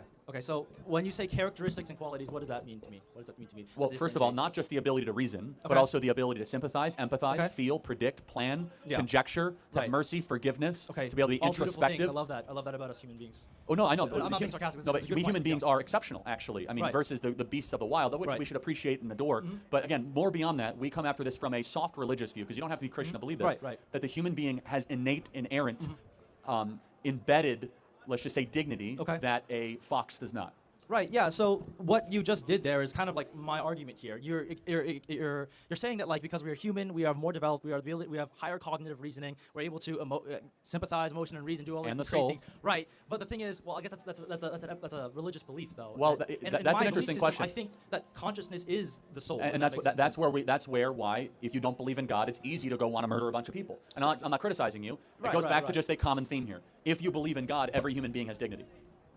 Well, you're kind of intuition pumping there about saying if it's murder because we haven't really discussed, we haven't even agreed on. I mean, whether but look, it's of course, if a human being right? and the elimination of human life is murder, but that's Right. fine. We're just. This is why it's very hard to change people that don't believe in God to be pro-life, because you don't necessarily believe that human life is necessarily special.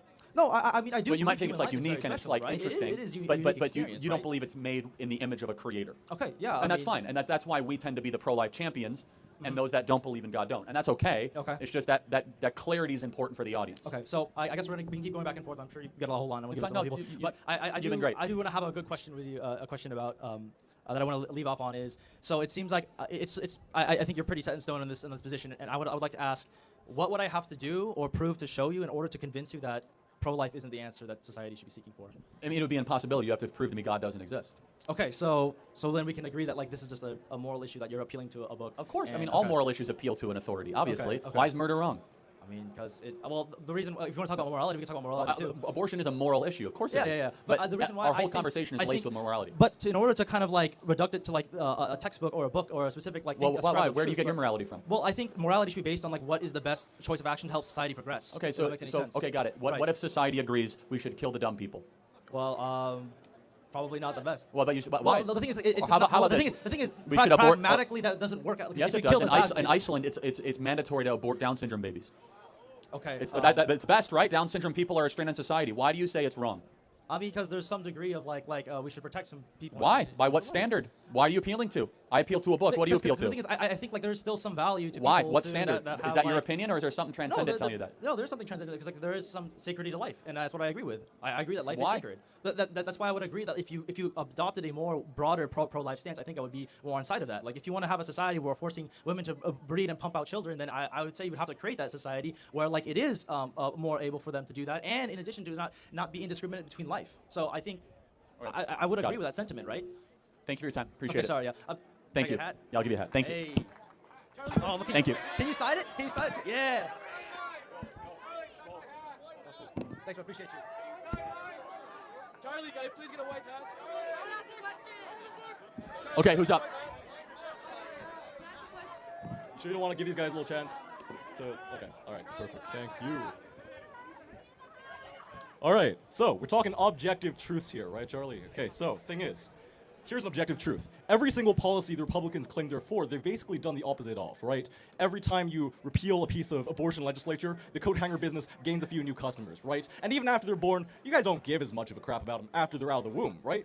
You don't want to pay That's for not true. Why would you say that? Because you guys have an active war against education. You guys have an Hold on, active time war out, time against out. free lunch. Hold on, just Come because you don't want to throw government money at something doesn't mean you don't care about them. Time out. We want to have more police, so safer streets, so kids don't get killed in crossfire gang shootings. We want to have a secure southern border so that hundreds of thousands of girls are not sold into sex slavery every single year. We want school choice so that kids can have a better education. We actually want a balanced budget so the U.S. dollar will be around for future generations. I reject this whole thing that, oh, you guys are only pro-life at birth. No, every policy that we have is rooted in a pro-life position.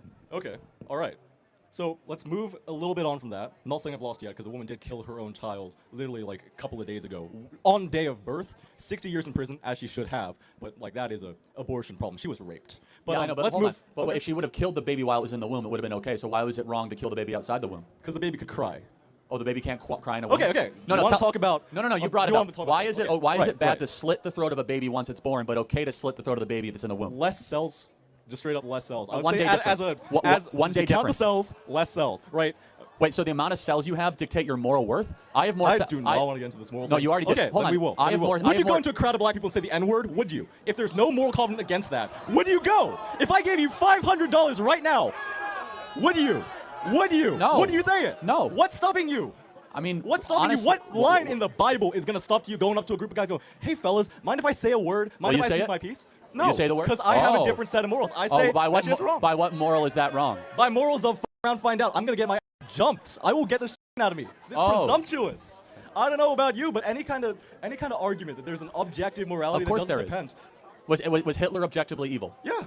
Okay, so we agree. Amount of cells, gone. Biomass, that's kind of. So wait, so does someone who's older have more moral rights than a 4-year-old because they have more cells? Depends on the person. Okay. Listen, my Nick's right? I got more inches on that guy. I could probably jump him. I mean, like, if... Listen, not to start a fight. I have no offense. I didn't even point at a person. Did I point at you? I'm sorry if I did. I'd lose against him. If I was pointing at him, I'd lose. But, okay. Here's what I actually want to talk about, okay? We've gone a little sidetracked. That was my preamble. Hey, listen. All right? I want to talk to you about DEI, right? Because I have a feeling that I'm a white man, right? You are? I would say I am, right? I would say I'm a white guy. I may be entirely Chinese, but what even is a white guy, right? Throughout history, right? Irish people and Polish people were not considered white people. Then you're going to say in 17 blah, blah, blah, blah, blah, they technically were counted. Right now, you look at the books, Arabic people are called What's the white question? people. We got a long line. Do you disagree with the fact that I'm white? I mean, look, I don't know what you are. You don't look very white to me, but I mean, like... You don't look very white to me either. I mean, I'm like the whitest I'm a person you'll ever meet, phrenologist, right? actually. I'm a phrenologist. I'm paler than you are. Look at me. Okay, great. Look at me, okay? So, I don't think there's a physical objective quality that defines being a white guy, I think, right? Because if you look at the book, it's not a country of origin. There's no country of origin for white people. It's like saying Asian people are one race. Caucasian is the better term, but... Well, I would prefer I'm not to talk talking about white race all the people. time, but yeah. Well, all right. Then what's the problem with, like, let's say a Mexican? There's no problem. There's no problem with Mexicans. Then what was your beef against Kilmar Abrego Garcia? He was in court for different reasons. And then what's my beef with a wife-beating, child-abusing gang member here illegally? I don't know, the fact that he's a wife-beating, child-abusing gang member here illegally. That's my beef with him. Okay. And he's from El Salvador, not Mexico. Racist, get that right? Oh, my bad. Who's doing it now, dude? Hey, wait a second. All right, thank you very much. Hold Next, on. thank you. All right, one last thing. Anyone want this hat? Take that get off my campus. No, I'll be here for another hour and a half.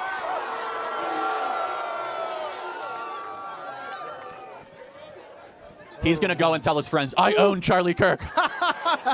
He probably is, man. He probably is. Hey. You're eager beaver. I am, man, because I have a midterm soon. But I wanted to talk to you real quick because honestly, man, I'm a moderate, so I disagree with you on a lot of issues, but I also agree with you on a lot of issues. And I'm so glad you've come to this campus. And so I want to say welcome to this campus, man. Welcome to this campus. Thank you for educating everybody. But one thing that we don't talk about often, especially as Republicans, and again, I'm a moderate. Sometimes this past election I was Republican, but we don't talk about social mobility a lot. We don't talk about like the debt to GDP ratio. Trump, his tax cuts and jobs plan, man, it's really like it's not decreasing our deficit at all. And we're at the highest rates we've ever been at since World War II. We're literally going to pass, 100% debt to GDP ratio. And there's no plan, at least under the Obama plan, we were going to raise like $650 billion over the next 10 years, which I know isn't enough. But I mean, come on, we've got to do something about that. And like, what's the deal with that? We need more spending cuts. I mean, we don't know yet what the plan is going to look like, but I hope we have spending cuts across the board. I mean, I agree with you. We need to balance our budget. It's a major threat to our country. Well, the big thing is too, man. I mean, I'm an older student, right? I'm clearly not 19 anymore, or at least maybe you think so, but whatever. It took me a while to get here, man. It took me a while to get to college. I got on a med school shirt. I actually switched to economics because I hope I can get in rooms with guys like you one day and have these discussions. But look, man, it took me forever to get here. It took me forever to get to college. And the only reason that I'm here today is because I had to move from a Republican state to such a liberal state like California so that I could actually get an education because it was completely unaffordable. And we just don't address that. We just don't address it. What state are you from? I'm originally from Georgia. And I know it swings back and forth, but still, I mean, there's just no opportunities there, man. I mean, I tried my hardest my whole life, man. Believe me, I work and I work and I work and I pound and I save, but there are no opportunities, I would just man, push back a little bit, though. I mean, a lot more people are leaving California than coming into California. Like I understand but those are wealthy people that are leaving. No, that's not true. No, a lot of working middle class people are leaving this state. The opportunities are in states like Texas and Arizona and Florida, and increasingly not here in this state. But the opportunity for social mobility is here. I mean, for instance, for me to get to the first, for me to be in the first quartile of my income and to make it all the way up to the fifth, for me to, be working my butt off, making a $40,000. You're very unusual to say that because California has the highest housing prices in the country. Yeah. The highest cost of living, Correct. the most homelessness. So you're very unusual to say that the social mobility is good here in California because it's not. It's because people don't take advantage of it. But I mean, I came here specifically to take advantage of it because I can see the system here, and I mean, just saying it works for people who actually use it. So I just think we should. All right. Thank you very much. Yeah. Thanks for your time. All right. Yes. Is that a SpaceX shirt? Looks like it. Yeah. Hey, Charlie. Thank you for everything you do. You're one of the reasons I started going to the church this year. My first question is, with the population crisis going on, how can abortion not be justified when the baby will not be able to reproduce, such as a baby with Down syndrome? Defend your abortion stance if the result will be less humans in the following generation. Okay, so are you asking me as a hypothetical, or are you? Can you restate that, please? So, with the population crisis going on, collapse, yeah. Collapse, exactly. How can abortion not be justified when the baby, such as someone who has Down syndrome, will not be able to reproduce for the following generation? Oh yeah, I mean, look. Oh, you're talking about abortion for Down syndrome. Or anyone I mean, who look, will not be a Down able to syndrome reproduce. baby has dignity regardless of its capacity to not produce. If you find out that, I mean, do people that have infertility problems, do they not get human rights? Right? I mean, so if someone can't reproduce, that doesn't mean they shouldn't be allowed to live. Got it. Next question is, with the rise in Bible sales and church attendance, as someone who didn't grow up with religion, what advice would you give to someone who's trying to welcome religion into their life and find their faith? I love that question. Read your Bible every single day. Fight your flesh. Your flesh is going to want to do easy and immediate things like drink and go out and do stuff. Find difficult and hard stuff and find your aim as a man and point everything you can towards it. And spread the good news of God and Jesus Christ in every possible way that you can. And put Jesus first in everything that you do. Awesome, thank you. Can I shake your hand? Yes, thank you. Thank you, man. God bless you. Yes, thank you. Got to sign one. Thank you. Who's up? Yep.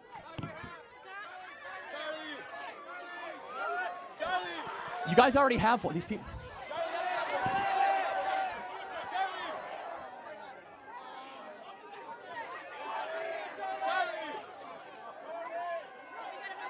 All right, here we go. Yes.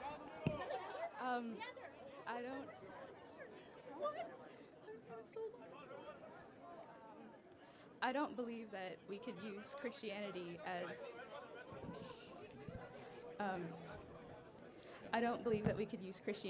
as a good moral basis for certain laws, considering that historically speaking, Christianity has committed many atrocities. I mean, the Christian Crusades killed many people, and they destroyed a lot of our written texts that didn't agree with Christian points, like, for example, the works of Sappho.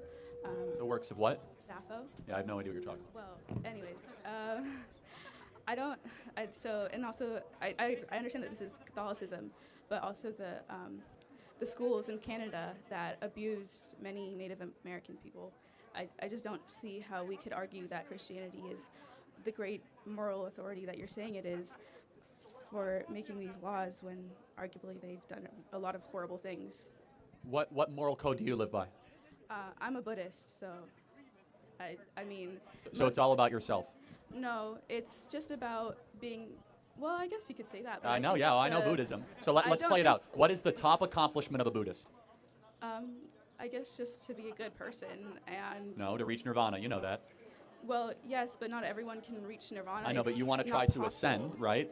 And so it's all about yourself, all inward looking, right? To try to limit your touch with the outside world, that the outside world is dirty and it's kind of polluted. I don't believe as a Buddhist, that's not how I was taught, and I don't think it's fair for you to argue for Buddhism in that sense because Oh no, that's you're what Buddhism. not a Buddhist. No, I know plenty about Buddhism. So Buddhism, as it's written, is that the world is contaminated. We must remove ourselves from the world, and we're going to spiritually ascend ourselves by meditation. But there's people who don't believe in that. Well, then you don't There's believe in different Buddhism. That's fine. sects It's okay. Of Buddhism, and they believe in all different kinds of things. So Just that's as fine. there's different sects So of can you- Christianity, I'm just not in that sect. Got it. So can you what moral way do you think society should live by? Not Christianity. So what way should we live by? I think that it's not as much about morality as much as societal and it's just societal needs. Like, for example, like abortion, we can't argue that, Christianity is the reason that we should not allow abortions when clearly there's both a medical and a societal need for abortion. There's not a medical reason to kill babies, right? So that doesn't exist. Okay, But- well, I have one example for that. My mother had Vasoprevia, and they had offered her an abortion because birthing the baby would not only kill her, and, like if she went into labor because the placenta had split into many little veins and covered her birth canal, if she ever went into labor and my little brother at the time, if he had pushed on the birth canal to exit her, she would have died. Both her and her son would have died. Did your and brother she is survive or no? I want to continue with this point. So she was offered the opportunity for an abortion because not only was she the main breadwinner of her family, but she is also raising 2 kids as well already. She's the right to an abortion is possibly could have saved her life. She did end up surviving, but not I don't think that we should limit the ability to get an abortion to other women in her Wait, situation. hold on, time out. So your brother you know now. Huh? Is your brother survive or no? Yes, he did. Wait, so but aren't you glad your brother wasn't aborted? I mean, come on. I don't. What kind of argument is that? I don't Aren't you think glad your that- brother's not dead? It's not that. I'm glad that he wasn't aborted. Yes, but so I'm that's also, still we're like, pro-life. That's what we want. We don't want your brother to be aborted. Imagine how many millions other like him yes, are aborted. But if my mom died, She in didn't. It's not even a good argument. Well, there's so many people that did. No, There's a that's not super- correct. I there- said that earlier. It only happens a couple dozen times a year, and the baby could be delivered by C-section. People with vasoprevia have a much higher rate of death than other women Yes, who are this pregnant. happens and that's, maybe a couple hundred times a year, and there's 1.5 million abortions every single year. This yes, is on the but extreme if of the we extreme. have to take away abortions, then we're taking away from everybody, even the people who have a medical need for abortion, where the baby is going to kill them if they come out. Again, I can There's- grant you that, fine, we'll have those exceptions. Can we make abortion illegal for the other circumstances? No, because Oh, so then- maybe it's not about those circumstances. No, You're it just is about using those, it. Oh, it is about really? those circumstances because when we take away those rights from everyone and we go into a hospital and there's an emergency need to remove a baby, then we have to prove that there's an actual emergency need instead of just it being an automatic right. Then doctors You aren't don't going have to a be right willing to murder another human being. It's not necessarily a right. It's Is- just is the it a- ability to So be when able your brother was in your mom's womb, was your brother a human being? I mean, I don't want to argue that. I think that we could No, it's argue a very about it's that not an for argument. a It's a long question. time. When your I don't brother think was it's in, useful. when your brother was in the womb, was it a human being?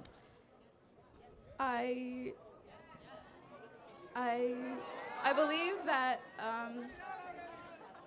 on my moral compass, I believe that he was, but I don't think that my moral compass should dictate the medical needs Got it. and the So what societal moral needs compass? of others. Fine. What moral compass should we use to write laws then?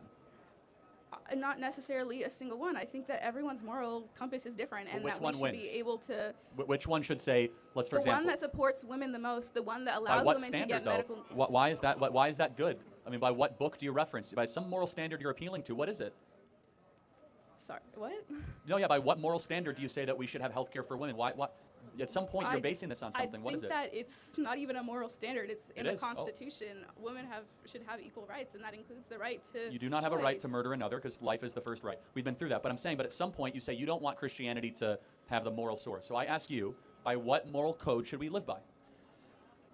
Well, I don't think there's a defining moral code that we should live by. We all Of course have there is. different- Should we help the sick?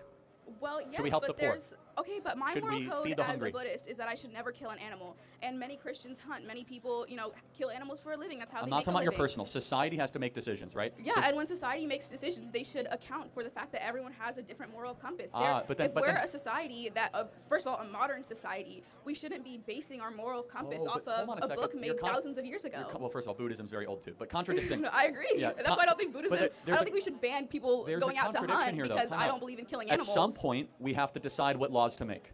We have yeah, to say something. and I think the laws should be dependent on what? how we can most benefit the people already existing in our society. But, okay, but don't people in the womb exist?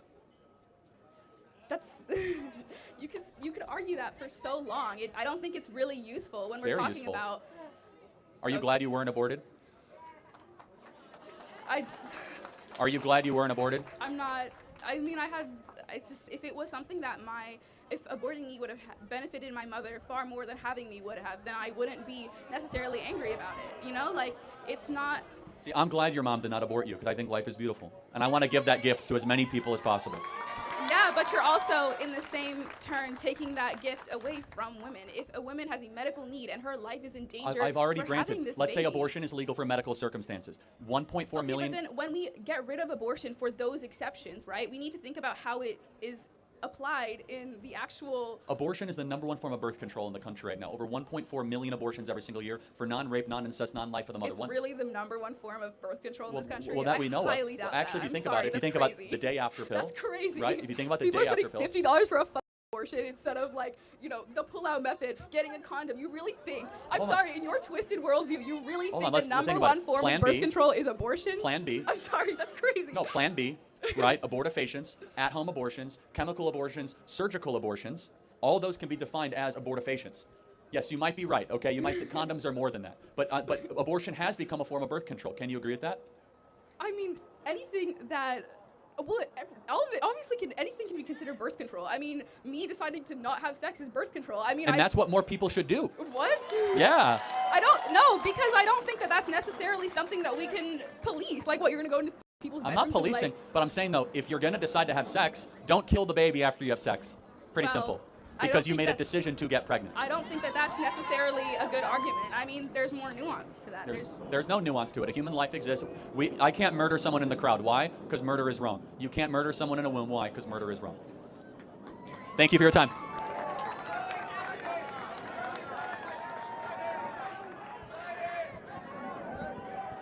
Yes. Okay, hi. So I understand that you're fundamentally against immigrant workers, illegal immigrant workers. That's true, right? Yeah, they should all be deported back to their country of origin. So what do you think is the best policy for keeping out illegal immigrants? Well, we already know. First of all, do you know that border crossings have gone down 99.99%? Thank you, President Trump, for securing the southern border. So we know it. And finally, there has to be a much greater penalty for visa overstays and for people that come here legally and overstay their green card or their temporary work visa. Do you think there should be a greater penalization for those who employ immigrants, illegal immigrants? Absolutely, yes, absolutely. Okay, I just wanted to clarify that. Thank you. Absolutely. Thank you.